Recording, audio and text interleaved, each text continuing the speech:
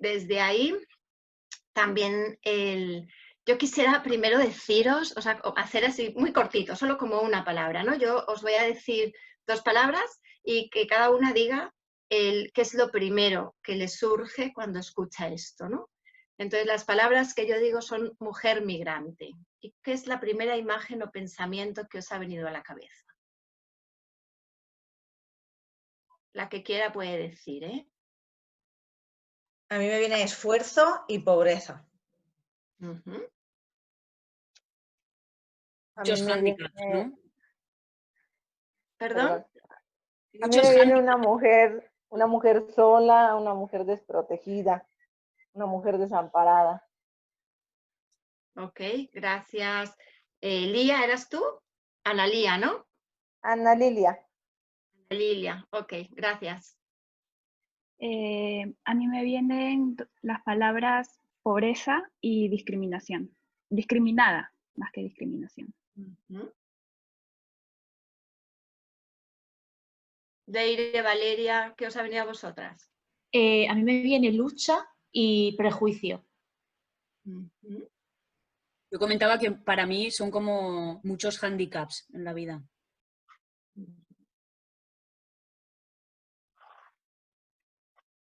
Sí, bueno, no sé si tú quieres también, Sandra, decir lo que a ti te viene o no, no sé cómo es bienvenida también a participar, que también sabes mucho de todo esto. A mí me ha salido también la pobreza y también la imagen de muchas. Me han venido muchos rostros atravesando la frontera. Bueno, pues esta es como una imagen, alguien decía prejuicio, ¿no? Y esta es como una imagen que cuando hablamos de mujer migrante enseguida viene, ¿no? Asociarla con pobreza, con hándicap, con dificultad, con necesidad de protección, con vulnerable, y muchas de esas cosas vamos a ver hoy que están ahí. Pero alguien ha dicho lucha, ¿no? También, pero digamos que todas las potencialidades y todas las cosas que en positivo las mujeres migrantes aportan de entrada, no las tenemos en nuestro imaginario. Y esto ya es algo que nos ocurre cuando vamos a trabajar un poco con esta población, ¿no? Ya decir población es una cosa un poco, pero fijaros que yo distingo un poco entre mujeres migrantes y mujeres migradas. Una mujer migrante es cualquier mujer que emprende un proceso migratorio. Yo en su día fui una mujer migrante, emprendí un proceso migratorio de manera voluntaria, no forzada. Y luego hay otra migración que es la migración forzada, que puede ser voluntaria o no voluntaria, pero que aun siendo voluntaria es forzada por las circunstancias, por la pobreza, por la persecución, por lo que sea. Entonces, muchas personas dicen, pero tú has migrado porque has querido, y te dicen, sí, yo he venido de manera voluntaria, pero ¿y las circunstancias que había atrás? No, si no hubiese sido por las circunstancias, si en mi país estuviese tranquilo, hubiese dinero, no tuviese miedo, no me persiguieran, pues igual me quedaría en mi país, ¿no? Por eso un poco, cada vez más hablamos de personas migradas en general y en concreto de mujeres migradas. Pero la otra cosa que para mí es importante antes de empezar es como comentaros las mujeres migradas. Parece que cuando decimos mujeres migradas ponemos una etiqueta, ¿no? Y como que la vida de estas personas empezase cuando migran, como si esto fuese lo que a mí me define. Y la mayoría de la gente tiene una vida previa antes de la migración, es más, una vida que ha condicionado hasta el hecho de migrar o no, y sus vivencias, sus experiencias, sus aprendizajes. Aquí ha habido varias psicólogas, creo que habéis dicho también que hay, ¿no? Pero psicólogas o educadoras, bien sabéis que los primeros años de vida nos condicionan mucho en el futuro de nuestra vida. Pues esa primera vida parece que la quitamos cuando son migradas, ¿no? A partir de ahí es que, bueno, hay toda una vida, hay toda una historia personal que está condicionada por ese lugar donde viven y habitan. Hay un tránsito, hay quien llega a España en un avión, pero hay quien no llega en un avión, hay quien en su proceso migratorio, como trayecto migratorio, dura hasta años. Y en ese tiempo pasan tantas cosas que a veces eso condiciona, son de esos efectos, de esas situaciones traumáticas en la vida que condicionan la vida posterior, ¿no? De esos antes y después. Y sin duda luego está la llegada al país de origen y cómo eso también puede condicionar el dónde estamos y cómo vivimos. Pero esto es una cosa que a mí me parece importante, que cuando pensemos en las mujeres, no pensemos solo en la mujer que está aquí, sino que esa mujer tiene toda una historia detrás. Cuando no vemos eso, a veces borramos todos los saberes que las mujeres también traen.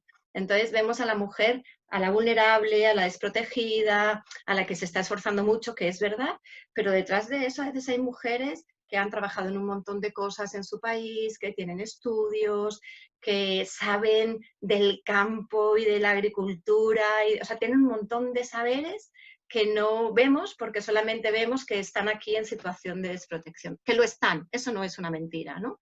Pero nos condiciona sobre una mirada. Y la otra cosa es que, claro, en mujeres migradas, en esa etiqueta metemos tal paquete de mujeres, pues una mujer migrada podría ser Daniela de Perú, que está aquí estudiando un máster. Una mujer migrada podría ser una mujer colombiana que sale perseguida por la guerra que hay en su país. Pero puede ser una mujer de Gambia que viene huyendo de un matrimonio forzado. Pero puede ser una mujer marroquí que viene en una reagrupación familiar a casarse en un matrimonio acordado, que también es forzado, pero bueno, tiene otra particularidad. O puede ser una mujer ucraniana que viene aquí siendo lesbiana, o puede ser tantas cosas que son tan diferentes, que entonces cuando decimos mujer migrada tenemos también que poder bajar esto a que cada mujer es un mundo y tiene una historia, ¿no? Incluso dentro del mismo país, bueno, México, ¿no? Ahí está Lilia, Ana Lilia, no sé si lo digo bien, me disculpas. No Lilia, importa ¿no? si me dice Ana o si me dice Vale, Lilia, Ana, como se le haga más fácil. me quedo con Ana, que es muy fácil. Okay. Pues a México son muchos países en uno, no es lo mismo estar, ¿no?, en DF, yendo a la universidad, que estar viviendo en un pueblecito, que ser indígena de Oaxaca, que estar en la frontera norte, o sea, hay tantas realidades distintas en un solo país, pero a veces Una decimos diversidad. mexicana y ya nos parece, o latinas, o sea, aquí hay una tendencia a trabajar con mujeres latinas, a trabajar con mujeres africanas, a trabajar con mujeres musulmanas, a trabajar con mujeres asiáticas. ¡Ostras! Y claro, ahora en el grupo en el que estoy yo hay una mujer de Mongolia y dice, estoy harta de que me llamen China. O sea, es que Mongolia y China no tenemos nada que ver, ni en lo cultural, ni en nuestra forma de nada, pero la gente me ve y solo dice una china. Bueno, pues estas cosas que hacemos desde esta mirada tan, ¿no?, etnocéntrica y tan propia que tenemos, pues yo sí quería un poco como poner ese marco ahí, que ahora cuando vayamos a hablar de ellas, porque claro, yo voy a hablar en conjunto, aunque podamos hacer matices de algunas realidades que pasan más en un sitio que en otro, pero sí creo que es muy importante partir de ahí.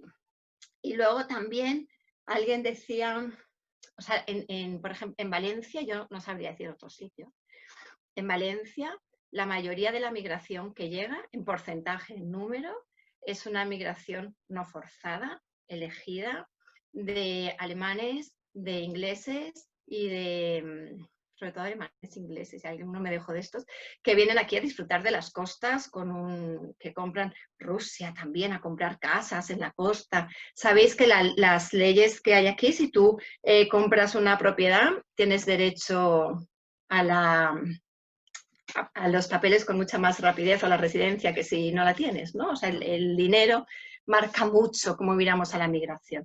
Y esta es la mayoría. Sin embargo, cuando pensamos en mujer migrante, estamos pensando en esa otra, ¿no? La que los medios nos ven y nos ponen en esos que amenazan a la sociedad, en esos que vienen a quitarnos el trabajo, en esos que son peligrosos, que son los delincuentes, etcétera, etcétera, ¿no? Y esto no es así. Entonces también es importante como romper un poco esas miradas cuando hablamos de migración y que las vayamos un poco también desmontando cuando hablamos a nuestro alrededor. Ahora, todas esas mujeres, todas tienen en común algo, esas las de cada punto tan distinto. Una, que emprenden un proceso migratorio, y seguramente el proceso migratorio va a ser un hito y un antes y un después en sus vidas, pero no el único. Eso es lo que yo quiero un poco que pensemos, que en su hilo de vida, ¿no?, La migración es un antes y un después, pero no es el único. Y la otra cosa que tienen en común es que son mujeres. Y cuando somos mujeres tenemos en común que todas vivimos en sociedades patriarcales. Y cuando digo todas, incluidas las españolas. Que el patriarcado y la desigualdad de género está en todos los lugares y que la forma en que se visibiliza en cada cultura es distinta, pero está en todas partes. Entonces, cuando trabajamos con grupos de mujeres mixtos, yo tenía mucho miedo de juntar mujeres, ¿no? Decía, voy a poner a juntar a mujeres, ahora voy a hacer el tópico, latinas con africanas, me daba mucho susto, pero ha sido muy bonito y ahora me gusta casi siempre juntar justamente por esto, porque cuando entramos a lo que nos toca y a lo que nos pone en común, este hecho de ser mujeres, este hecho de haber vivido las violencias por el hecho de ser mujeres en cada uno de nuestros contextos, nos permite conectar con esa otra que a priori es tan diferente, ¿no? Y sentir que tenemos algo en común. Eso es muy importante, con esas salvedades de las diferencias que esas violencias de género tienen en cada lugar y que cada una viene con ellas. Alguna de vosotras decía que estaba haciendo algo también sobre cómo se veía influida su vida afectiva y sexual. Pues yo os voy a hacer paréntesis ahí en la charla también, que hemos estado haciendo como un trabajo con las mujeres yo trabajo mucho desde el empoderamiento de las mujeres migrantes, ¿no? Y el empoderamiento un poco en lo personal, en las relaciones y a nivel social. Es un convencimiento de que el cambio social nos sirve si no cambiamos nuestras relaciones, si no nos cambiamos a nosotras mismas, pero también es un convencimiento que de nada sirve el cambio personal si esto no va hacia un cambio social, ¿no? Y en nuestro empoderamiento personal, la vivencia de la sexualidad, y más en el caso de las mujeres, que es una de las formas de control más grande que hemos tenido, es brutal. Entonces hemos estado haciendo como unos talleres vivenciales de salud afectivo-sexual con las mujeres. Pues esto, muy interesante poder mezclar a mujeres de tantas culturas, de tantas edades, y que ellas mismas digan, yo nunca pensé que en vuestra cultura también pasaba esto, o a vosotras también os pasa eso, pues yo pensé que solo me pasaba a mí, si yo, bueno, pues hay algo en común que tiene que ver el ser mujeres. Y esto se lo van a encontrar también cuando llegan aquí, aunque algunas de ellas no lo vean, aunque algunas de ellas, por cómo viven la violencia de género en sus países, o esa desigualdad en sus países, cuando llegan a España, crean, o al Estado español, piensan que llegan al lugar de las libertades, ¿no? Al lugar donde la mujer es igual, donde la mujer tiene derechos, donde... entonces es muy bonito también poder compartir y que puedan ver dónde están esas cosas todavía por trabajar y por cambiar en esta sociedad que también son un pendiente, ¿no? Y que tampoco pensemos nosotras que estamos en un lugar muy distinto. Bueno, yo voy a hablar de violencia de género. No voy a hablar de violencia de género según la ley española, claro, que limita la violencia de género a la violencia en la pareja. Voy a hablar de la violencia de género que es ejercida hacia alguien por el hecho de su género, fundamentalmente a las mujeres. Ya sabemos a estas alturas que también algunos hombres la sufren, pero que mayoritariamente las mujeres, que puede ser en cualquier contexto, en el laboral, en la casa, en la calle, en la familia, en la sociedad, y que puede ser ejercida por personas conocidas, por personas desconocidas, por la pareja, etcétera, etcétera, ¿no? Y tanto puede ser una violencia física, violencia sexual, violencia psicológica, violencia simbólica, violencia estructural, violencia cultural. Bueno, en este marco muy amplio es que yo quiero compartiros lo que nos encontramos o lo que yo me encuentro en el trabajo cotidiano con las mujeres, ¿no? Yo intento visibilizar también esta violencia que a veces la ley no recogería como violencia, ¿vale? Pero que es violencia, a veces le llamo maltrato, para que también se pueda ver un poco esto, ¿no? Que vivimos en una sociedad maltratante y que esa sociedad maltratante maltrata como sociedad Y esto que aprendemos y lo respiramos así en nuestras venas, hace que llevemos ese maltrato a nuestras relaciones, incluso que llevemos ese maltrato a la relación con nosotras mismas. De esto no estamos libres ninguna de las que estamos aquí, ni tampoco están libres las mujeres migrantes más allá de donde vengan, aunque la forma sea distinta, ¿no? Cuando os hablaba, quiero hacer, antes de entrar ahí, a los maltratos que encuentran aquí, que en esas causas de la migración, que hay causas muy genéricas, ¿no? En esas causas de esa migración forzada, pero hay una migración específica por el hecho de ser mujeres. Y las mujeres sufren y son perseguidas por el hecho de ser mujeres. Esto está abriendo cada vez más un espacio en la ley de asilo a reconocer el estatuto de asiladas a las mujeres que son perseguidas por género. Esto no existía, o sea, como esta sociedad europea también es muy patriarcal, en el inicio de la ley de asilo esto no aparecía como tal. Aparecía grupos determinados que para nada se estaban refiriendo en un origen al género o al hecho de ser mujer. Pero que con la evolución, pues ahí es un poquito donde se ha podido colar, ¿no? Y ahí tenemos a las mujeres que vienen de vivir violencia sexual, que vienen de vivir situaciones de persecución por el hecho de ser mujeres y por defender los derechos de las mujeres, a mujeres de matrimonios forzosos, a mujeres con mutilación genital femenina, a mujeres víctimas de trata, a mujeres luego en los extremos, ¿no? de esas violencias, de las lapidaciones, de que me queman los pechos para que no se me... ¿no? Todas estas cosas que hemos escuchado un poco y conocemos. Pero que es muy interesante también que sepamos que muchas veces las mujeres llegan aquí y no saben esto. Ellas vienen huyendo de una violencia y ni siquiera saben que tienen este derecho. Y que es muy importante que sepamos para poder orientarlas a que puedan mirar que a lo mejor en vez de estar aquí simplemente entre comillas, esto, como mujeres migradas, pueden optar a esa solicitud de asilo, ¿no? Se están concediendo, bueno, España concede muy pocos asilos en general, creo que 5% es lo que se dio el año pasado, pero a veces se da por causas humanitarias y en cualquier caso dentro de los que se están dando, el hecho de matrimonios forzados, de mutilación, están teniendo así como un cierto reconocimiento, sobre todo si van con un buen informe jurídico y con un buen informe psicológico de apoyo, ¿no? Este paréntesis, porque creo que por el hecho que estamos hablando de mujeres nos interesa. Luego, el gran grupo de mujeres migrantes pasan, bueno, todo proceso migratorio tiene un proceso de duelo. El duelo, lo que se conoce como el duelo migratorio.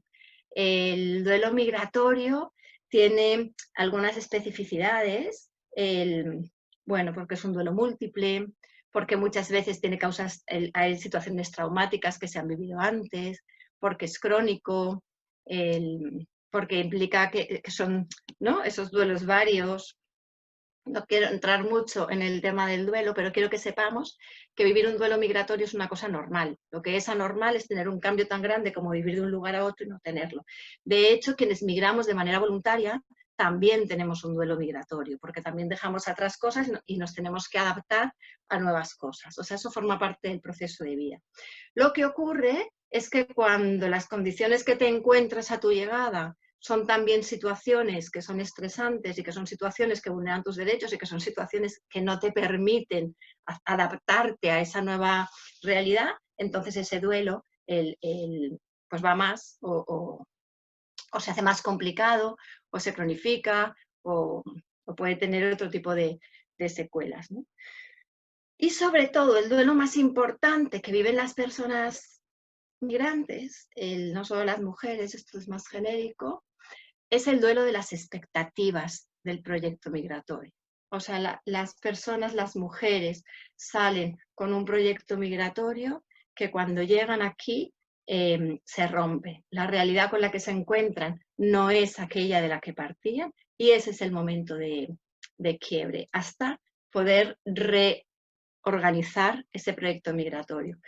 Luego veremos que el COVID ha dado ahí también un palazo a esos proyectos migratorios que las personas tienen, ¿eh? Que si me enrollo mucho me decís algo con el tiempo, ¿eh? Yo voy ahí mirando. Bueno, entonces yo os decía, antes del COVID, las mujeres migrantes vivían un montón de situaciones de maltrato. Voy a hacerlo así un poco rapidito, si voy muy rápido también me diré, Luisa. Por una parte, el maltrato en lo que es el espacio social, en lo que es el lugar social que ocupan las mujeres. Entonces, por un lado, en toda la parte laboral. Hay un maltrato que es desde el desconocimiento de las profesiones y de los saberes con los que las mujeres vienen. Es una precarización del mercado laboral para las mujeres, un porcentaje altísimo. Esto Territorio Doméstico os lo contará de tal manera que no me voy a entretener, pero un porcentaje altísimo de las mujeres migrantes quedan relegadas al trabajo doméstico y de cuidados, independientemente de sus conocimientos, de sus capacidades, etc. Y ella os lo dirá, pero lo que tiene el trabajo doméstico y de cuidados es un trabajo digno y que puede ser precioso y que la gente puede disfrutar mucho al hacerlo. Lo que no lo puedes disfrutar es si mientras haces ese trabajo te están humillando, te están discriminando, no te están pagando como te tienen que pagar por el trabajo que haces, etc. Y esto es así. Las mujeres, así que para que lo veáis, las mujeres duermen en el suelo, en casas que van a cuidar. Las mujeres no les dejan comer de la comida que comen las personas de la casa en la que están. Las mujeres trabajan de internas saliendo cuando salen, pocas horas al día. No tienen contratos, se les paga por debajo, si les contratan con una cosa, pero les pagan otra. No me entretengo, tendréis allí bueno, no sé quién venga de Territorio Doméstico, pero como se van a extender mucho en eso, no me quiero extender yo. Por supuesto, las mujeres están sometidas a estereotipos sexistas, racistas, xenófobos. Entonces, porque si llevas pañuelo, porque es que seguro, ellas dicen, es que ven que te enseña a poner la lavadora, que allí donde tú vienes seguro que no sabéis lo que es eso, ¿no? Desde comentarios de este estilo, el que podéis imaginar cómo minan también ¿no? la sensibilidad y la autoestima de la gente, hasta tu religión, tu pañuelo, un sinfín. El estigma para él, bueno, por ahí.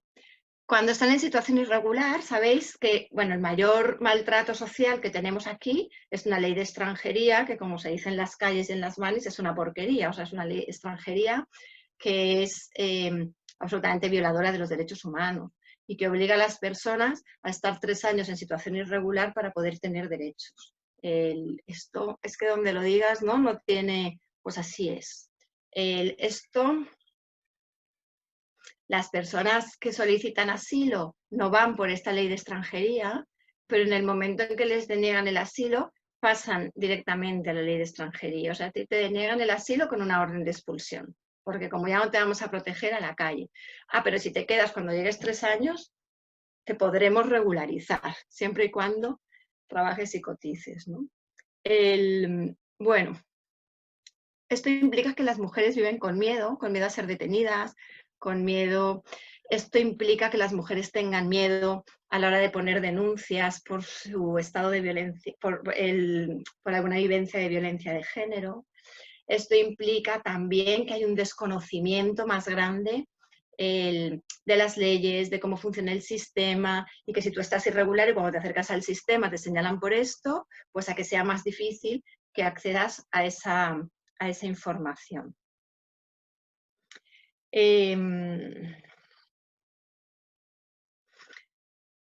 Las mujeres se sienten responsables de sus hijos y de sus hijas. Este es un mandato social. Además, si alguna no se siente responsable de sus hijos o de sus hijas, va a ser estigmatizada por la sociedad como mala madre. De hecho, una de las cosas que viven muy mal es tener que dejar a sus hijos e hijas en el país de origen. Y esto implica, por un lado, el estigma de lo has dejado. Por otro lado, el sentimiento, bueno, de separación de tu hijo y de tu hija con el dolor que esto de por sí implica.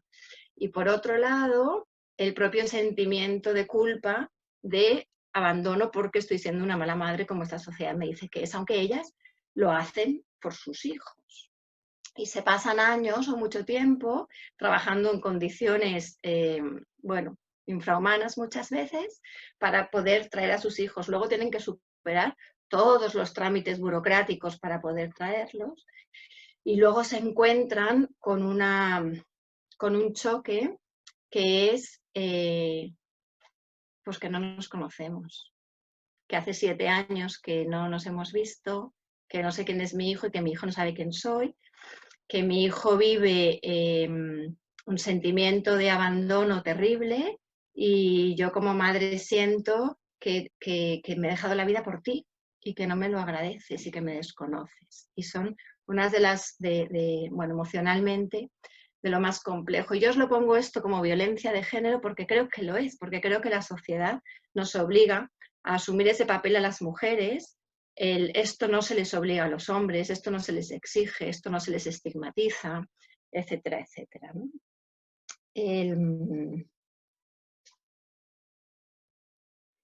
Bueno,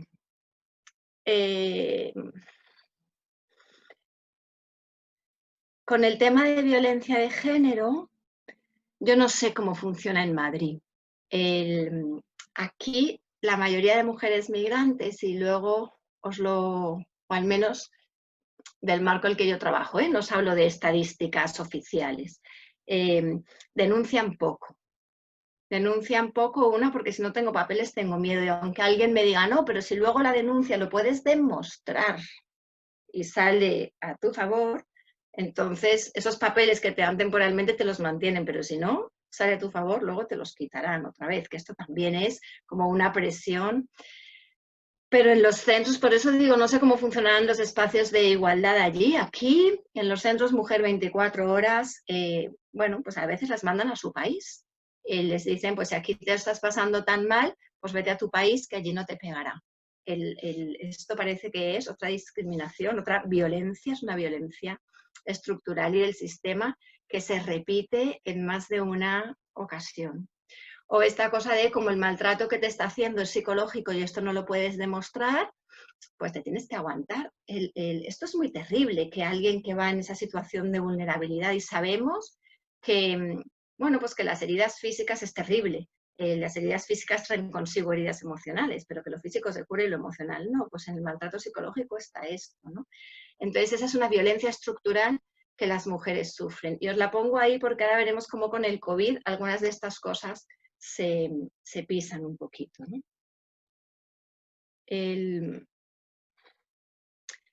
Toda esa violencia alrededor un poco de estos dos temas que os he nombrado especialmente, el tema del empleo, genera en las mujeres una falta de posibilidades, un estrés terrible, un sentimiento de no valía, de indefensión, de cómo voy a sobrevivir, que les dificulta además la búsqueda de empleo y al final mella en la confianza sobre ellas mismas, ¿no? Y la irregularidad lo que trae consigo es esa negación de derechos y esos miedos, ¿no? Con todo esto luego también os voy a hablar de que las mujeres resisten y hacen un montón de cosas. Esa irregularidad también afecta a la salud, también sabemos que a la salud no solo de las mujeres irregulares, también sabemos que las estudiantes tienen que tener un seguro privado, que sin seguro privado no pueden y que no tienen acceso. O sea, eso de que la salud es universal, esto no es así, ¿no? Y eso son violencias que el sistema también pone. A nivel de sus relaciones, las mujeres, toda esta vulnerabilidad les hace vulnerables también en sus relaciones de pareja. Les hace vulnerables a sufrir violencia, les hace vulnerables porque esa falta de economía les hace no salir de esas relaciones de pareja y de violencia. Aunque ahí hay mucho más que todo esto. Ahí hay ese patriarcado que nos ha dicho las mujeres que si no tenemos un hombre al lado no somos igual de valiosas, ese patriarcado que nos ha dicho que no valemos por nosotras mismas, que tenemos que tener un hombre al lado. Todo eso va de la mano de todo lo anterior. Va de la mano de cada uno de esos contextos culturales que hablábamos antes, donde si yo me separo, mi familia va a tener problemas con la familia del otro, donde si yo no acepto esto, o sea, las mujeres seguimos recabando un poco toda esta presión familiar y social. Cuando la educación de los hijos y de las hijas es otra de las cosas que reciben las mujeres migrantes. Sus hijos, ellas tienen que educar a sus hijos y sus hijas según su tradición cultural. Ya sabéis que nosotras, el sistema patriarcal es tan perverso que además de ponernos en ese lugar de sumisión, nos ordena o nos da el mandato de que mantengamos esa sumisión, ¿no? Pues esto pasa mucho con las mujeres migrantes. Y ya sabéis que uno cuando sale fuera de su casa para conservar su identidad, esto se hace todavía mucho más importante. Entonces es la madre la que tiene que velar porque su hija lleve el pañuelo, porque su hija sea virgen, y entra en un encuentro, ¿no? El intergeneracional, donde las mujeres adolescentes, que tienen que enfrentarse a su cultura de origen y a su cultura de recepción, y que se mueven entre esos dos mundos, es complejo construir tu identidad ahí en medio. Pero es que las madres sienten que si sus hijas, si sus hijas no responden al patrón, toda la comunidad la va a culpar a ella de que ella no es una buena madre, de que ella no ha sabido hacerlo y de que ella es la culpable si su hija no lleva el pañuelo, si su hija fuma o si cualquiera de estas cosas con las que se encuentran. Y además de eso, su propio juicio ante sí mismas, ¿no? Las mujeres, una de las cosas con las que más se encuentran, y creo que lo habéis dicho, solas, ¿no? Habéis dicho solas. Pues hay mucha soledad en la migración, mucho aislamiento y mucha falta de red y mucha falta de apoyos. Y de hecho, luego conversamos un poco cómo es fundamental que las mujeres hagan red, que las mujeres puedan entrar en contacto entre ellas mismas, y solo esto las coloca un poco en otro lugar, ¿no? Las mujeres también aquí hay muchos matrimonios acordados, muchos matrimonios forzosos y que luego reagrupan a sus mujeres, también muchos matrimonios acordados. Esto ya os digo, o sea, como antes ya os he avisado de lo de las generalidades, pero toda la zona así como del Magreb, hay mucho matrimonio acordado entre las familias con el visto bueno a priori de la mujer, pero que igual le han acordado casarse con alguien que ha visto una vez o que es un primo pero que no sabe quién es, o sea, que no hay una... Y entonces, ¿qué ocurre con esto? Pues que cuando luego llega la convivencia, lo que se encuentra, y con esta ilusión de sus proyectos migratorios, de venir a España, de tener mejor vida, y encontrarse luego en encierros, en no salir de casa, en mujeres que están aquí 8 años y todavía no saben hablar español porque no han salido de casa. Había una que decía, yo me he pasado los años pariendo y criando 6 hijos, 8 años en España sin hablar castellano todavía. Sin manejar ningún recurso económico, la mujer no puede denunciar porque es que no sabe ni qué es esto, ¿no? Una mujer de Mali decía el otro día, cuando yo llegué, mi marido me decía, matrimonio forzado, con además mucha violencia de muchos tipos, fíjate lo que les pasa aquí a las mujeres, aquí las matan, así que ten cuidado con lo que haces aquí, porque si no te pueden matar. Porque los noticieros españoles, las telediarios, empiezan a veces con estos casos de violencia de género y que aquí mujeres mueren.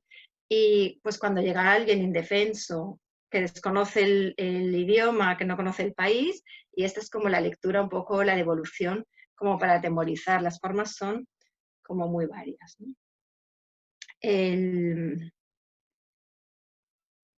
Y luego hay como lo que yo llamo, bueno, el maltrato en las relaciones, ven en esas relaciones de pareja, en esas relaciones con sus hijos e hijas muchas veces, en las relaciones laborales, donde también hay un abuso, no solamente en el trabajo del hogar, que sin duda, y que además implica, además de la humillación, muchas veces el acoso sexual, muchas veces la explotación, pero en otros tipos de trabajo, trabajos que son más en oficinas o que son en cadenas alimentarias, como en otros lugares, esto también ocurre.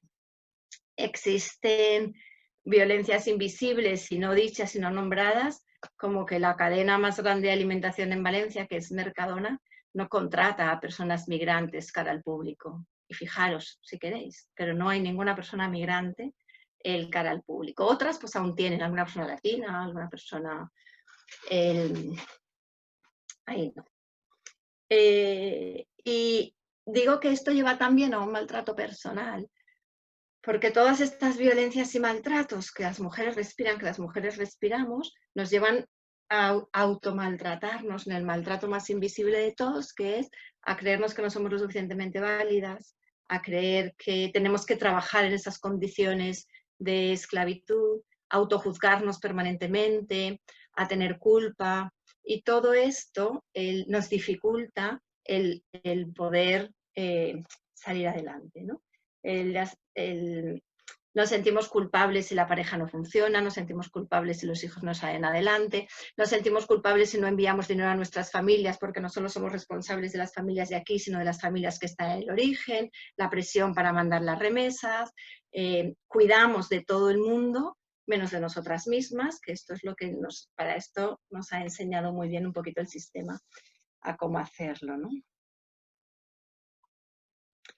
Y sin duda ponen muchos mecanismos en marcha porque las mujeres sobreviven a todo esto, lo afrontan, salen adelante, pasan malos ratos, pero salen. Ahora, hay mecanismos que ponen en marcha que no les sirven, hay mecanismos y que entonces tienen que darse cuenta de ellos para poder cambiarlos, y de otros es que no son conscientes. Muchas veces no hay conciencia de qué es eso que sí que estoy haciendo, de qué es eso que sí que es válido, de qué es eso que sí que aporto, ¿no? Les digo, también vivimos en un contexto social que a la mujer en general nos hace creernos esto, ¿no? Bueno, con este marco así como muy genérico, en el que, como os decía antes, el proyecto migratorio está roto. Está roto en el sentido de que lo tienen que cambiar de lo que yo esperaba que esto iba a ser a lo que me encuentro. Y este es un choque que también es brutal, ¿no? ¿Qué ha pasado con el COVID? Pues el COVID ha incrementado todo esto que yo os he ido contando en algunos aspectos muy concretos. Luego os cuento un poco así como los impactos también en ellas, impactos que han podido expresar de manera muy clara. Pero bueno, una cosa, el peso del encierro, porque el encierro de las mujeres ha sido un encierro, bueno, acrecentado por la soledad, acrecentado por la falta de apoyos, acrecentado por la falta de amistades en muchos casos, por casas precarias, por hacinamiento, por casas oscuras, sin luz, con falta de espacio, donde varias personas viven en una misma habitación. Bueno, el contexto, digamos, en el que pasar 2 meses sin salir a la calle como nos han tenido, pues no es el mismo si me puedo mover en unos metros cuadrados y entra luz por mi ventana, que si esto no ocurre, ¿no? Frente a la relación con su país de origen, las mujeres han estado viviendo desde esa carga que como mujeres además llevan, pues la preocupación por los familiares en el país de origen, esa preocupación por los familiares en el país de origen, con un temor añadido a pensar que en su país de origen pues no hay un sistema sanitario como el que puede haber aquí, o que sus familias no se pueden permitir un confinamiento porque tienen que salir a la calle a buscar de qué comer porque la vida es así, no hay otra. Si no comes, pues ya te puedes salvar el COVID, pero hay una mujer que decía, Luisa, mi país, el hambre mata a la gente, no el COVID. Si la gente no pasase hambre, pues a lo mejor podría refugiarse del COVID, pero es que no pueden. Entonces no es el COVID, es el hambre el que obliga a salir a la calle, ¿no? Vivir desde aquí las enfermedades de sus familiares, o sea, esto la sociedad española lo hemos vivido, quien ha tenido un enfermo y no lo ha podido visitar y no puede estar con él, ha sido terriblemente duro, pues si esto además te pasa a miles de kilómetros, pues todavía es más complejo, ¿no? Y la información que te llega siempre se vive como mucho peor.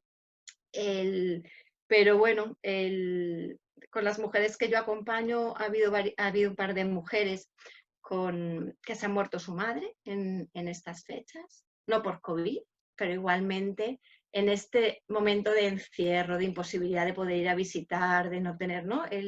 Pues son otros duelos que se complican. Alguna ha tenido, bueno, la violación de una hermanastra en su país de origen, vivir todo esto también dentro de tu encierro, de no poder salir, de no poder usar tus redes de apoyo, etcétera, ¿no? La imposibilidad de enviar remesas a su país de origen, porque la falta de recursos, que hablaremos de eso, les impide poder mandarlas. Y todos estos problemas, o todas estas cosas a veces, también avivan las propias problemáticas familiares que en algunos casos hay. Sin duda estamos hablando de la parte vulnerable y de la parte más crítica, ¿no?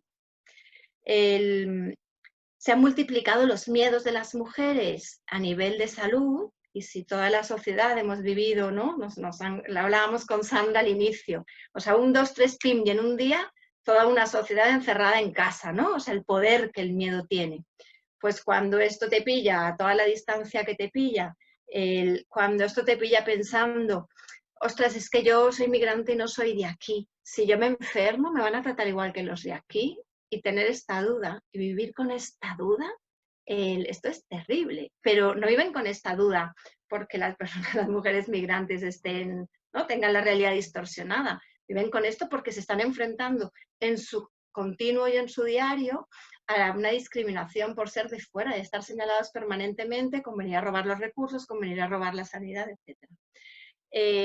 Bueno, quien tiene miedo a que no le atiendan por el hecho de no tener papeles, la irregularidad se va a poner muy de manifiesto en todo este tema del COVID.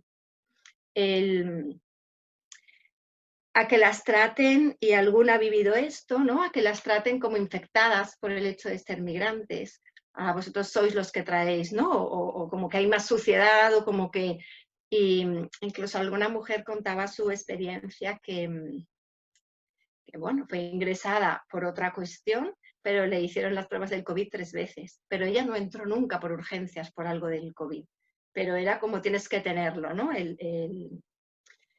Pues las hay que han ingresado a sus hijos sin saber dónde estaban ingresados, sin tener ningún tipo de comunicación. Bueno, estas angustias que todos hemos vivido de alguna manera, la sociedad en su conjunto, pero que se aumenta en el caso de las mujeres migrantes. Las estudiantes que han tenido problemas de salud en este tiempo también ha sido un problema por el tema que hablábamos antes de los seguros. Durante el COVID ha sido el Ramadán, y esto a nivel cultural y a nivel de la vivencia personal ha aumentado esa sensación de soledad, porque sabéis que el Ramadán es una vivencia de fiesta muy, muy social, muy que a partir de la hora que se va la luz y ya comen, pero se juntan todos, y eso también ocurre aquí, ¿no? Sean familia, no sean familia, es el momento que más. Entonces, tener que vivir la fiesta en solitario ha acrecentado toda esa sensación. Por otro lado, y en esa vuelta en positivo que a veces le dan, pues también su vivencia es, bueno, otros años vivir el Ramadán es terriblemente cansado porque tenemos jornadas de trabajo de 10, 12 horas y llegamos exhaustas, y pues por lo menos lo hemos podido vivir desde esa calma, ¿no? Bueno, la precarización laboral ha afectado de manera desproporcional a las personas migrantes y en concreto a las mujeres. Yo en la parte del trabajo de hogar no voy a insistir, pero el tema de los cuidados es mucho más amplio. Se ha puesto sobre la mesa en este confinamiento y en este COVID que los cuidados son una de las profesiones esenciales, o no sé si profesiones, es algo esencial para la vida, pero como esencial que es para la vida no está reconocido ni en reconocimiento, ni en derechos, ni en dinero, ni en la misma ley en la que están, ¿no?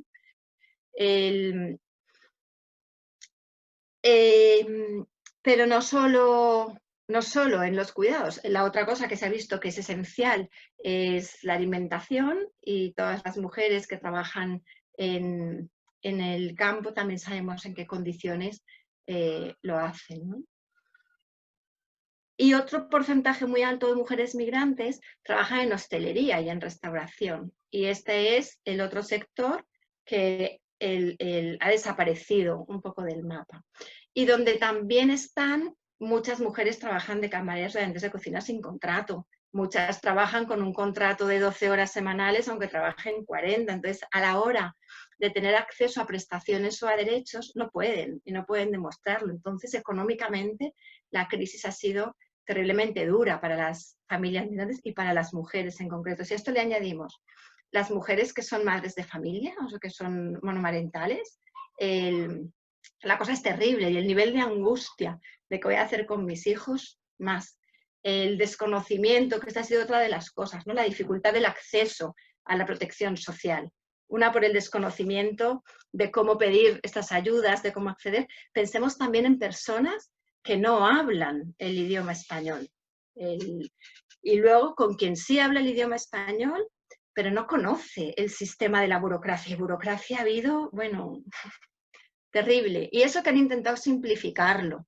Y eso, yo no sé, en Madrid, aquí se ha aceptado por primera vez dar ayudas a personas irregulares o aunque no tuviesen el empadronamiento en el sitio donde estaban viviendo. Como cosas muy excepcionales que ya se están acabando porque ya se va a acabar el momento. El hecho de no tener una cuenta bancaria ha sido también un impedimento para poder recibir una ayuda, pero las personas con pasaporte no pueden abrir una cuenta bancaria, con lo cual esta es la pescadilla un poco que se muerde la cola. Entonces, la desprotección social ha sido muy grande. Esa desprotección social les afecta a ellas, les afecta a sus hijos e hijas aquí y afecta a esas familias en origen a quienes ellas envían remesas con una cierta regularidad. Bueno, pues con esa inseguridad también y desprotección frente al virus, hay quien no ha tenido acceso a mascarillas, a geles, que económicamente hasta esto ha sido complejo. Y también las ha habido que no han podido decir que no a ir a trabajar, aunque hayan trabajado en condiciones donde su salud se está poniendo en riesgo permanentemente, ¿no? La posibilidad de elegir se pierde cuando estás en esta situación crítica y de vulnerabilidad. Por supuesto, ha habido una sobrecarga de cuidados, que esto tiene que ver con ser mujer, y además, pues con esa cadena global de cuidados, con cómo también las mujeres europeas, en la medida en que decimos cuidar menos, lo que hacemos es que le pasamos el cuidado a otras mujeres, que a su vez, lo que decíamos, dejan a sus hijos allá y se los cuidan otras, y replicamos también nosotras ese patrón patriarcal sin reconocer los derechos y las condiciones de aquellas que hacen este trabajo, ¿no? Pero bueno, cuidados de sus propios familiares, cuidados de enfermos, cuidados de las personas con las que trabajan, el cuidado de la casa, el cuidado de los hijos y las hijas, todo esto ha seguido cayendo sobre las mujeres. Además de esto, han tenido que ser maestras de sus hijos e hijas, con un creciente más, y es esta brecha digital. Y esta brecha digital que hace que a veces pues haya un móvil para toda la familia, que a veces no tengamos minutos y no tengamos wifi. Entonces, hasta las tareas que las maestras mandan, cómo las vemos, tengo 3 hijos, cómo lo hacemos con un solo móvil. Como una decía, es que yo no puedo ser maestra y madre de mis hijos. O sea, estamos confinados en el mismo espacio. Yo no puedo cambiar este rol. Ahora soy tu madre y ahora tienes que hacer los deberes. Ahora os ha habido también mucho como esto. Y fijaros, maestras y madres. Aquí los padres han aparecido poco, en general en este contexto, y luego, pues muchas veces la falta del desconocimiento a lo digital. Entre comillas, analfabetismo o desconocimiento digital, pues está más a la orden del día de lo que nos creemos quienes habitualmente trabajamos con un ordenador, ¿no? Incluso también comentaban, porque yo siempre digo que ahora si quieres saber algo, pues hay que preguntárselo a un joven, a un adolescente o a un niño que lo saben todo. Pues tampoco, porque parece esto ha sido un descubrimiento, que saben todo de los videojuegos, de no sé qué, o de las redes sociales que a ellos les interesa, pero que luego no saben hacer un PowerPoint para mandárselo a su maestro, ¿no? Que cada uno pone el aprendizaje en su cosa. Pero bueno, en el tema de la migración, por supuesto, la falta del acceso a la educación no ha sido solo para los niños y niñas. Las personas migrantes que no hablan castellano, que estaban yendo a clases de castellano, han podido seguir yendo, pero es gente, pues imagínate, en una cultura diferente y en un idioma diferente y precarizados económicamente, el qué acceso, ¿no? Esto del Zoom, esto que en otros contextos nos parece tan normal y qué maravilloso y lo que nos ha permitido y cuánta gente podemos estar y cuántas cosas podemos hacer, para otras personas es un abismo y una imposibilidad, ¿no? Y quedan, pues como decía antes Sandra, muy invisibilizados, ¿no? Bueno, hay un rechazo social y han habido brotes también xenofóbicos, ¿no? Bueno, no hablemos de Vox y de los grandes partidos. Bueno, no hablemos, pongámoslo sobre la mesa, que tenemos grandes partidos que representan a una parte muy importante de esta sociedad que quiere decirse a sí misma que no es racista y que es inclusiva, con unos discursos de odio que son terribles, ¿no? Si se llevan las ayudas, si son las personas migrantes las que contagian el COVID, porque además son sucias. Bueno, y esto que se escucha en los medios, ¿no? Baja luego, como os decía, a las relaciones cotidianas y baja a las relaciones de barrio. Y a nivel de la violencia de pareja, pues yo bueno, ya sabemos que el 016 ha recibido muchas más llamadas, que han bajado en general el número de muertas, pero no el número de agresiones. Yo lo que he observado en el conjunto de las mujeres con las que yo trabajo es que se ha puesto de manifiesto ciertas violencias que a veces, como paso mucho tiempo fuera de casa y como que no quiero verlo, como que no quiero saber que esto está y que ya es inevitable que esté. Que tenemos miedo a denunciar, o porque somos irregulares, o porque tengo miedo de que me van a quitar a mis hijos y como el que tiene economía es él, se quedará con los hijos, porque es que aquí no hay golpes y cuando no hay golpes hay violencia. O que de qué voy a comer y dónde voy a ir y cómo está la vivienda en este momento y quién me va a dar a mí dónde estar. Incluso cuando tengo clarísimo, incluso que es él el que se tiene que ir, pero aquí ya sabéis que también las mujeres tenemos este rol de salvadoras que la sociedad nos ha impuesto. Pero es que, pobrecitos, ¿y dónde va a ir? Si no tiene para alquilar. Entonces yo me aguanto aquí, los gritos, el maltrato, la humillación, el sentirme pequeña. Esto también tiene detrás otras cosas un poco más complejas de cómo nos cuesta el poder romper ese ciclo de la violencia, ¿no? Han estado cuidando de maridos maltratadores. Cuando os digo la sobrecarga del cuidado es esto, o sea, me maltrata, pero viene enfermo y yo estoy ahí cuidándola. Este es ese rol así, ¿no? Muy de las mujeres. Y sin querer denunciar un poco por todo esto, ¿no? Con lo cual, bueno, pues tenemos este problema que tenemos siempre. El sistema, tal y como funciona, no es el sistema más fácil para que las mujeres migrantes puedan denunciar la violencia. No pueden acceder a ayudas. No sé, en agosto de hace un par de años salió en la ley que las trabajadoras sociales también iban a poder acreditar la violencia en la pareja y que entonces a partir de ahí las mujeres podrían tener ayuda a los accesos sin necesidad de pasar por el juzgado. Yo no sé, en Madrid, aquí yo no conozco ningún caso, o sea, esto no se ha puesto en marcha y no funciona. Esto sería fundamental, porque el miedo a una denuncia, por lo que para ella significa, por el estigma, por la sociedad, por si luego no va adelante, y por el miedo a que si no va, luego yo qué, y 6 meses de una casa de acogida y luego qué. Yo no sé, en Madrid, que entiendo que está todo mucho peor a nivel económico y de vivienda y lo que cuesta pagarse un lugar donde estar. Pero aquí las mujeres dicen 6 meses y luego, ¿dónde voy?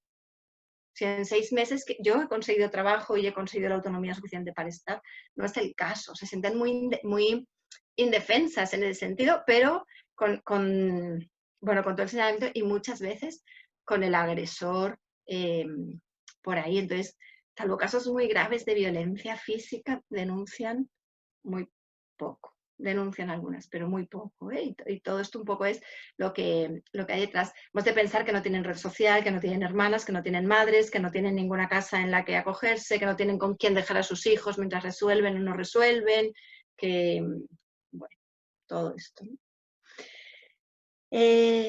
Mujeres refugiadas.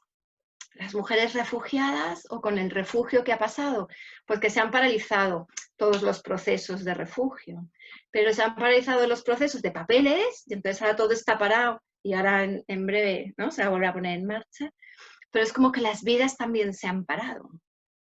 Entonces, si yo llegué hace 3 meses, bueno, sabéis que en el tema del refugio, cuando tu solicitud de asilo la admiten a trámite, entonces tú solicitas como una ayuda del ministerio. Si el ministerio te la da, entras en un proceso de ayudas del ministerio donde tú no eliges dónde vas, ni provincia, ni nada, te mandan a lo que ellos llaman un dispositivo.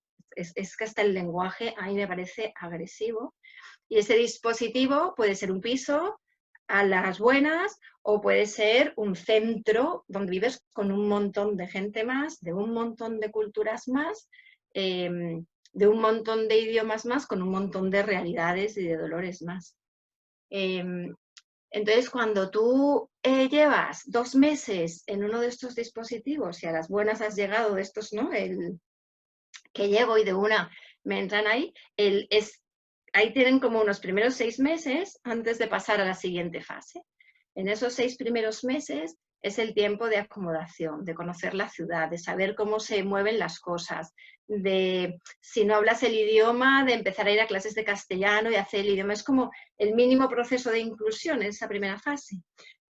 Podríamos criticar mucho el sistema porque esa primera fase es igual para todo el mundo. Da igual si eres una universitaria guatemalteca que eres perseguida por tu trabajo en defensa de derechos, que si eres una campesina de Eritrea sin estudios y que no habla el idioma, pero no solo no habla el idioma español, sino ni el inglés ni el francés. Hablas, ahora se me ha ido el nombre, pero tienen un nombre así, pues esos que oyes cuando te encuentras con alguien así, si no lo oyes. Pues igualmente tener 6 meses en ese proceso de adaptación parece a todas luces que las necesidades no son las mismas. Bueno, pues todo esto se para. Ese proyecto migratorio con el que venían, que habían empezado a movilizarlo en función de las condiciones que tenían, pues otra vez viene y se para en seco, con lo que eso implica para sus vidas. Bueno, la gran mayoría de la gente que solicita asilo, ahora tal vez un poco menos porque el asilo es la puerta de entrada, entonces lo solicita mucha gente más allá de lo que haya detrás y su derecho tiene de hacerlo. Pero en muchos casos, y en estos casos que hablamos de mujeres que están pidiendo el asilo por una persecución por el hecho de ser mujeres, llevan detrás unas vivencias muy traumáticas y todo eso también se para y se congela ahí en un lugar donde habitas con gente que no conoces, que no sabes quién es, de distintas culturas. Pues si dicen que han aumentado, que van a aumentar las separaciones entre parejas que se conocen, se quieren y tienen la misma cultura, pues imaginemos qué problemas de convivencia puede haber cuando todo eso está más complejo, ¿no? Entonces es muy difícil. Todos los miedos, bueno, pues salen y ahí quedan, sin poder trabajar, sin poder elaborar, pues las asistencias psicológicas que tenían, pues empiezan a ser telefónicas, pero es muy difícil cuando estás en una casa con más gente y no tienes espacios de intimidad, hacer un trabajo, ¿no?, psicológico o emocional con alguien. Esto es una cosa, en estos casos que os contaba yo también, de casos de maltrato en la pareja, ha sido muy difícil acompañar a las mujeres porque no pueden hablar por teléfono, porque tienen al lado a la persona que les maltrata, porque no tienen intimidad, porque no hay, todo eso se acrecienta en esos espacios, ¿no? Cosas que no solemos ver, pues mujeres que vienen mutiladas y que empiezan aquí en ese proceso, ¿no?, en ese proyecto migratorio que han adaptado, porque las mujeres mutiladas no vienen aquí pensando que van a hacer una reconstrucción genital femenina porque no saben ni que esto existe. O sea, son cosas que se encuentran un poco cuando llegan aquí. Pero llegan aquí, hacen todo un proceso emocional, físico, mental, de cambio, de empoderamiento también, porque si no, no quieren reconstruirse. Tampoco la opción es reconstrucción para todo el mundo, ¿eh? No quiero decir esto. Pero bueno, pues imaginaos el que te han reconstruido hoy y que mañana se declara el confinamiento y te vas a tu casa sola, sin redes, sin quien te cure, sin poder volver al médico a ver cómo es. Y todos los procesos, bueno, pues también son situaciones como muy particulares, pero muy invisibles y también muy terribles, porque la carga emocional que lleva esto y vital es como grande, ¿no? En tema de derechos. Y bueno, por supuesto, ahora está parado. Cualquier mujer que estaba con este deseo y con este proyecto puesto en marcha, pues hasta septiembre, aquí en Valencia, la unidad de reconstrucción genital que hay no va a volver a ponerse en marcha, ¿no? Porque son cosas que no son prioritarias, porque parece que son como cosas un poco pequeñas cuando estamos hablando de derechos y derechos fundamentales de las mujeres. Y luego sabéis que esta es una parte de las personas refugiadas, las que entran... Dale, Sandra. Siento cortar porque está cogiendo ritmo, pero quedan 10 minutos para las 8. Uy, perdón. ¿Veis? Yo os he dicho avisarme. No pasa nada. Y entonces, por cerrar, porque estoy segura de que vais a querer hacer alguna pregunta o duda y que no se nos vaya como mucho más la hora. Y porque descanses, Luisa, tú también. Disculpa, porque estábamos entrando en un tema muy interesante, pero venga, te dejo terminar, disculpa. No, yo si tengo que cerrar ya, solo os diré dos cosas. Uno, lo que viene. Lo que viene va a ser acrecentar lo que se ha vivido en el confinamiento. La situación de precarización va a ser más grande y a quien más afecta es ahí. Bueno, hay una campaña en marcha de regularización ya, hay papeles para todas y todos que no se ha dado. Y luego, sí quería un poco deciros que las mujeres han hecho frente a todo esto de muchas maneras. Han pasado por un montón de, sobre todo, síntomas depresivos y ansiosos, pero también también han ido como reforzándose y saliendo de eso y pasando su proceso, que el hecho del grupo, el hecho de encontrarse con otras mujeres, el hecho de tener con quien conversar, el hecho de salir de su propia soledad ha sido fundamental. El hecho de tener algún tipo de ayuda económico, por pequeño que sea, bien que haya venido de manera estatal, bien que haya venido de organizaciones sociales también. El hecho de tener acceso a la información, yo digo entre comillas traducida, o sea, las leyes son lo peor del universo, vamos, yo también necesito que me las traduzcan, el devolverles la información de cómo pueden hacer las cosas de una manera que entiendan y que entonces sientan que tienen poder para poder hacer eso que ellas, ¿no?, quieren o necesitan hacer, y no sentir que están ante un papel en que no entienden nada de lo que ven. Pues son como estas pequeñas cositas. Habría más, pero voy a callarme para que preguntéis cosas o digáis o compartáis también desde vuestra experiencia. Perdón, no me he dado cuenta que me pongo aquí y tengo un cosito. Pues gracias, Luisa. Nada, gracias y disculpa, nos perdemos nosotras lo siguiente que nos íbamos a contar, así que discúlpanos la interrupción, pero sí que os animo a hacer ahora un momento de micro abierto, porque como bien comentaba Luisa, las personas que estáis aquí conocéis desde diferentes ámbitos, ¿no? También entráis a los contenidos expuestos, que ha sido un maravilloso resumen, si me lo permites, Luisa, una maravillosa radiografía rápida de la realidad que nos hemos encontrado, por ejemplo, aquí en Madrid, ¿no? En el multiimpacto que ha tenido. Entonces sí que os animo a abrir los micros, a compartir vuestra reflexión, contestar algunas de las preguntas que ha lanzado las que seamos de Madrid y nada, aprovechar estos minutitos que nos quedan. Si queréis comentar algo. que estoy segura de que sí. Yo mientras por el chat voy a ir dejando el cuestionario de evaluación, ¿vale?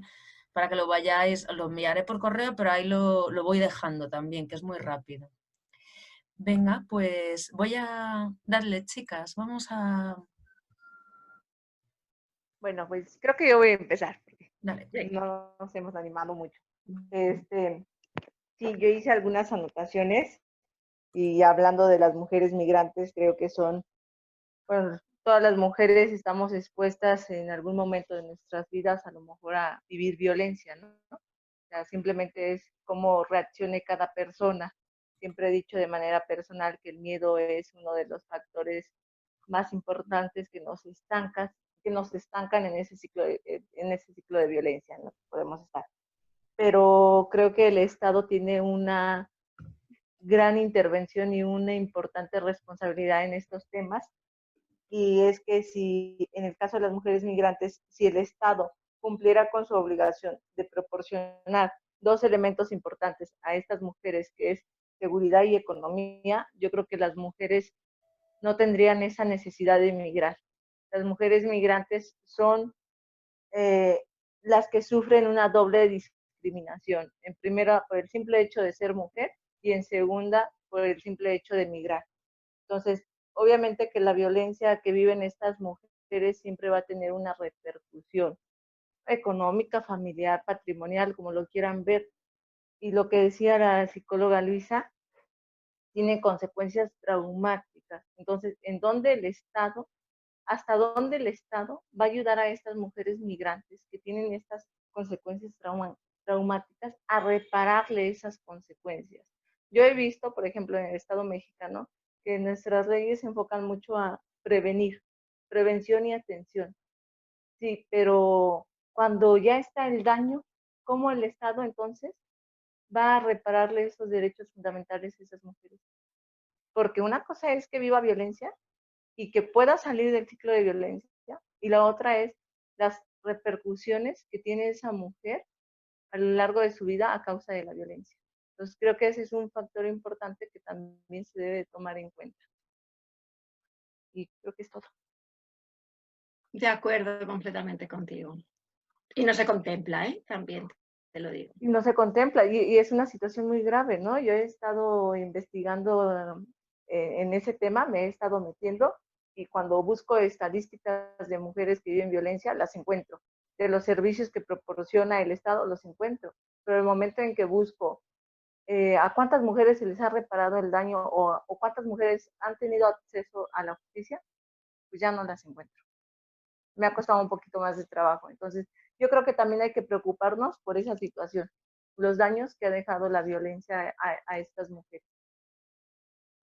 Sí, y de esa reparación un poco integral, ¿no? Esa reparación que pasa por lo emocional, que pasa por lo simbólico y ese reconocimiento público de ese daño, y que pasa también por lo material y por lo económico, ¿no? Y por lo psicológico, ¿no? Que yo considero que es el daño más grave que puede tener una mujer que vive violencia. Seguramente por deformación profesional, sin Así duda. es. Pero para que lo emocional y lo privado y lo individual funcione, el reconocimiento social de eso que ha ocurrido y de dónde está la responsabilidad social es fundamental, porque sabemos que las mujeres vivimos con la culpa del maltrato, y eso es una de las cosas más difíciles de las que repararse, ¿no? Entonces, poder poner ese reconocimiento de quién es el culpable, y que el culpable sea quien tenga que ocultarse, ¿no? Y no la víctima. Que quien sienta vergüenza no sea la víctima. El día que quien sienta vergüenza sea el victimario, entonces algo habrá cambiado, pero eso no ocurre todavía. Así para es. nada. Es Algo fundamental. importante que, claro, algo importante, lo que dijo, ¿no? El cambio social y el cambio personal. No se puede dar uno sin el otro. Y es a lo que usted se está refiriendo ahorita. El reconocer primero quién es la víctima realmente y quién es el que se debe de sentir avergonzado en esta situación.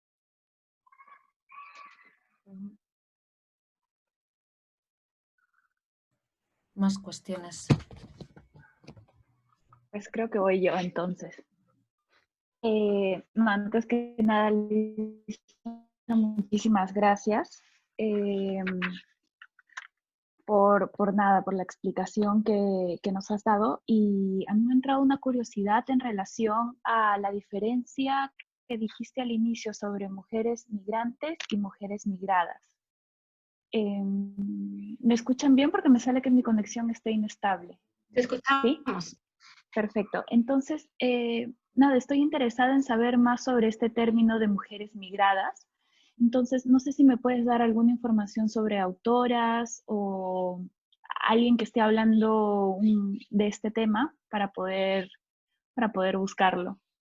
Pues te lo voy a tener que buscar y me quedo pendiente de enviártelo.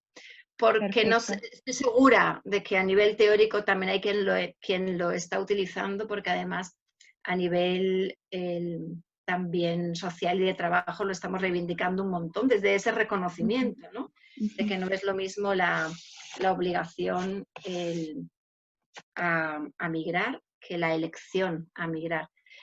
Con esto que hemos dicho al principio, no me voy a repetir, que la elección no es solo el que sea voluntario, ¿no? A veces es voluntario y forzado. Te lo debo, lo busco y por medio de Sandra te lo hago llegar, ¿vale? Vale, muchísimas gracias. Sí. Bueno, muchísimas gracias, Luisa, por este ratito que hemos pasado. La verdad que me ha resultado súper interesante y súper enriquecedor. A mí me gustaría hablar y comentar algunas cosas que estoy totalmente de acuerdo contigo. Yo he trabajado con víctimas de violencia de género y entre ellas había mujeres migrantes y sí que me resultaba verdaderamente triste que muchísimas mujeres tenían una formación, por ejemplo, académica, universitaria, y estaban en España sin tener un trabajo en condiciones porque ni siquiera le daban la oportunidad. Y ya no eso, ya es que desde servicios sociales, por ejemplo, ni se conocía esta formación. O sea, ni se le daba la oportunidad de reconocer el mérito que tenía esa mujer. Simplemente se le trataba como eso, como una migrante. Es decir, ella viene y además incluso se le posicionaba en el típico prejuicio de viene a aprovecharse de, ¿no? Entonces, creo que... Como no se puede, pero lo único que te diría es que trabajo en los 3 niveles que os he dicho antes. Trabajo en el espacio personal e individual, con las mujeres, por supuesto, que quieren de manera voluntaria. Trabajo a nivel grupal y me parece que el grupo permite el crecimiento personal, pero también permite el trabajo y el ensayo de las relaciones. Y trabajo a nivel social, o sea, trabajamos también a nivel de empoderamiento, de que hablen en primera persona, tenemos un programa de radio, tenemos un programa de aprender a montar bicicleta y que saben a conocer los barrios, de que, bueno, de conocer los derechos y apropiarse y que puedan, que pasemos un poco por los 3 niveles, vaya, este sería como el resumen, desde este convencimiento de que tienen que ir hermanados y articulados. No digo más, que ya sé que esto es otra cosa. Otro día te invitamos, Luisa, y ampliamos esto. ¿Qué vamos a seguir? Pues no sé si queréis que aprovechemos ¿alguna persona más? ¿Queréis hacer alguna intervención o aprovechamos que la tecnología se está agotando también? Hola. No sé si tú quieres... Sí, Luisa, dime.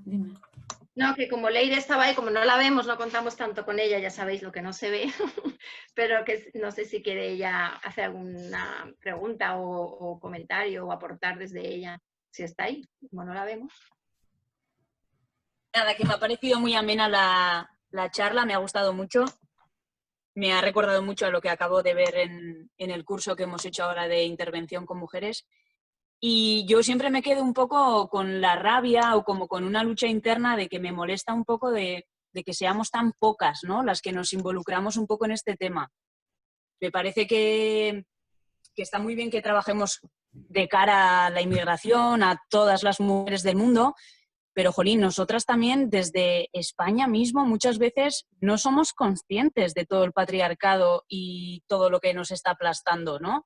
Yo misma, con la gente de mi cuadrilla o la gente más cercana, muchas veces me veo debatiendo cosas que es como, jolín, chicas, es que os tenéis que replantear todas estas cosas que no están pasando solamente con las mujeres que vienen africanas o musulmanas o que no, que es que nosotras también, ¿no? ¿Cuántos chicos de nuestra edad? Yo tengo 31 años y es que lo veo. Nosotros además me gusta mucho porque nuestro grupo de amigos somos mixtos, somos chicos y chicas y somos bastante abiertos y bueno, y me gusta porque es una manera también de ver como diferentes perspectivas, pero entre muchas de nosotras parece que cuesta que nos, no sé, pues que pongamos encima de la mesa muchos temas a debatir con ellos, y lucha que tengo siempre porque me molesta y cuanto más me formo en tema del patriarcado, de cambiar el sistema, de que considero que la educación es súper importante, de cómo nos eduquemos desde bien pequeñas, creo que es súper necesario que lo tengamos en cuenta y que seamos conscientes siempre, pero empezando desde nosotras, no desde, ay, qué pobre ella, no, y tú misma. Pero bueno, esa es mi aportación o mi debate, que es mi lucha siempre. Y nada, un placer, Luisa, me ha gustado mucho tu intervención. Súper amena y súper completa. Gracias. Bueno, pues así es. Yo estoy convencida de que para poder trabajar con esto no se puede trabajar hacia afuera si no trabajamos con nosotras mismas, que las personas migrantes, y en concreto las mujeres, llegan a una sociedad patriarcal, machista, obviamente, colonial, racista, basada en relaciones de poder. Y esta es la sociedad que tenemos, de la que venimos, y si no le ponemos conciencia de cómo eso nos influye en nuestras vidas y a nosotras mismas. Y seguramente nos va a llevar toda la vida ir trabajando con nosotras para colocarnos en otro lugar, revisarnos cuando estamos teniendo una actitud maternalista, paternalista, o colonialista hacia las personas con las que trabajamos, o sea, nos sale, aunque creemos en esto, aunque no lo queremos, o cuando tenemos un pensamiento racista incluso, que no, por Dios, ¿yo cómo lo voy a tener? Yo no, pues sí, también los tenemos a veces. Y lo mejor que podemos hacer es saber que los tenemos para tratar de cambiarlos. Y desde ahí creo que es desde donde encontramos también el vínculo para trabajar con las personas que acompañamos, ¿no? No somos distintas a las personas migrantes, estamos en otro lugar, en otras condiciones, pero venimos de ahí, ¿no? Y sin nuestro cambio personal, además es que es mentira lo que trabajamos con las demás, y cuando no hay autenticidad, esas relaciones en el trabajo y ese vínculo también se pierde, ¿no? Esto creo yo, estoy muy convencida de esto también, ¿no? Gracias, Leire, por ponerlo ahí.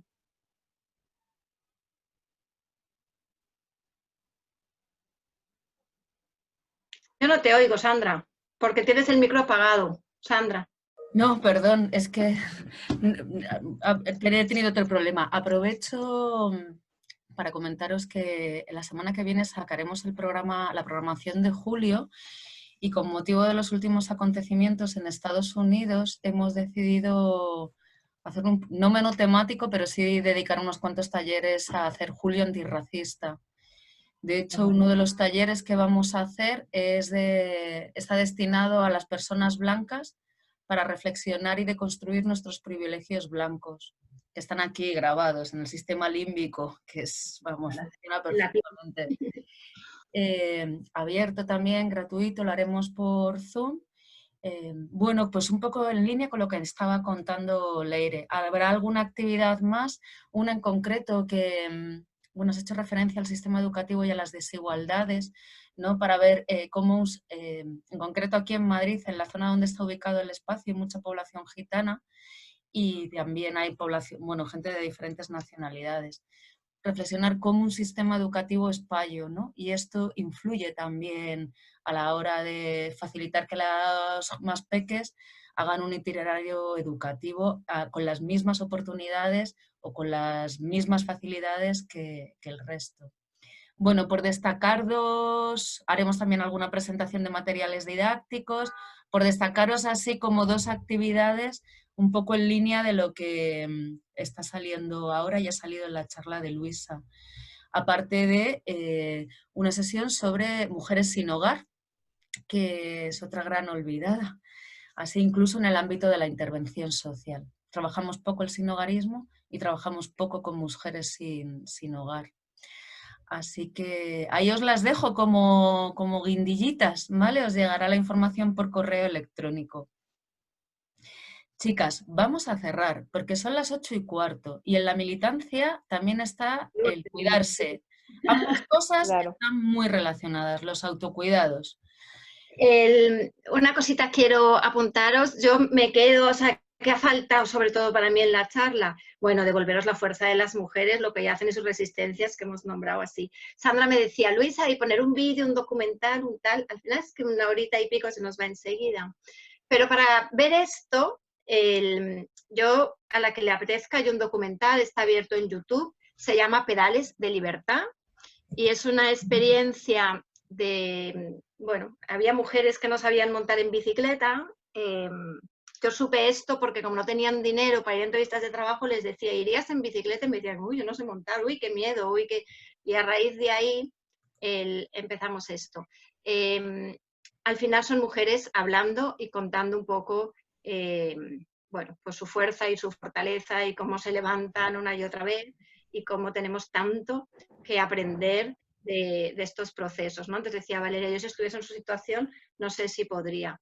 Ojalá no tengamos que estarlo y no sea necesario saberlo, pero si no, bueno, ya es ahí, es bonito, dura 20 minutos, es entretenido, pero ponerlo de 20 minutos aquí era como no tener un poco la charla. Entonces, si queréis verlo, es un ratito y bueno, la verdad es que te dejan ahí con power esas mujeres. Y darte las gracias, Sandra, por la invitación y al espacio de igualdad, y que ha sido un placer. Daniela, te debo esto, espero encontrarlo. Y gracias, chicas, por estar aquí y escuchar y compartir.